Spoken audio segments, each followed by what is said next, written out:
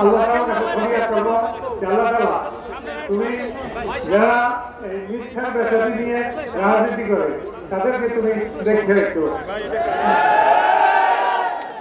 এরা বলছিল আগে আমার সাথে মৌলবী বলছিল যে নমিনেশন পাবে আমরা তার পক্ষ করবো।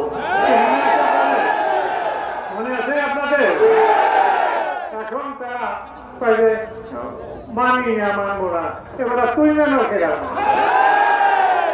নমিনেশন আমার দেশে কেরা, হ্যাঁ তুই মেলার কেরা তার সে মানে আমাকে দেশে নমিনেশন।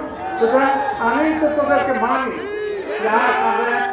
একটা তুমি তো হয়ে আমরা রাজনীতিটা করি বলছে না একমাত্র আওয়ামী লীগের কাছ থেকে আমি তো বিএনপিকে ফিরিয়ে আসছিলাম এখনো নেতা আছে। সুতরাং এই জামাত এখন এখানে একটা বড় ঘাঁটি করছে, এই জামাতকে প্রতিহত করতে হইবে। লাগে লাগে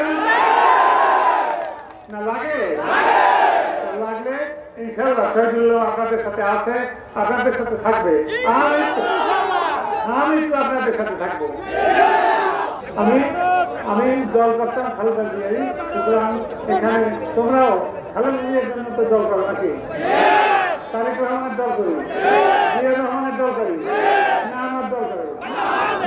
সুতরাং আমাকে তারা নমিনেশন দিয়েছে, তো আমি সবাইকে দাওয়াত দেবো, আমি সবাইকে আহ্বান জানাবো, আসো আমরা একত্রিত হইয়া আমরা বিএনপির ঝান্ডাকে আমরা তুলে ধরি। আমরা জামাতের গুরুর দিকে আমার এই স্টেজের কাছে আগুন দিয়েছে, এই আগুনে দিয়েছে মানুষ কি কমাইছে নাকি আপনারা দাঁড়াইছেন আগুন দিয়েছে?